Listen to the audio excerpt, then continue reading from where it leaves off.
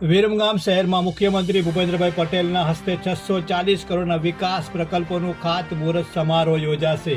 વિરમગામ શહેરમાં 20 ઓક્ટોબર 2024ના રોજ મુખ્યમંત્રી ભૂપેન્દ્રભાઈ પટેલના હસ્તે 640 કરોડના વિકાસ પ્રકલ્પોના ખાતમુહૂર્ત અને ભૂમિપૂજનનો ભવ્ય સમારોહ શહેરની ઐતિહાસિક શેઠ એમજી હાઈસ્કૂલના મેદાનમાં સાંજે 4:30 કલાકે યોજાશે. વિરમગામ માંડલ દેત્રોજ અને નળકાંઠાના ધારાસભ્ય હાર્દિક પટેલના સહિયારા પ્રયાસથી ગુજરાત સરકારના માર્ગ અને મકાન, શહેરી વિકાસ, UGVCL, પાણી પુરવઠા તેમજ અન્ય અનેક વિભાગોના પ્રોજેક્ટોમાં વિરમગામ વિધાનસભા વિસ્તારમાં ઉન્નતિના નવા માપદંડો સ્થાપિત કરવાના ઉદ્દેશ્ય સાથે આ પ્રકલ્પોનો સમાવેશ કરવામાં આવેલ છે.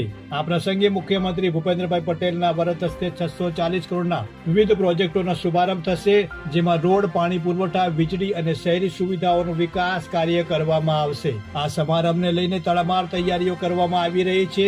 જિલ્લા પોલીસ તંત્ર અને પ્રશાસનના ઉચ્ચ અધિકારીઓએ કાર્યક્રમ સ્થળની સંપૂર્ણ તૈયારીઓનું નિરીક્ષણ કરી લીધું છે. ભવ્ય સમારોહ માટે સમગ્ર ટીમે વ્યવસ્થાઓને અંતિમ ઓપ આપ્યો છે.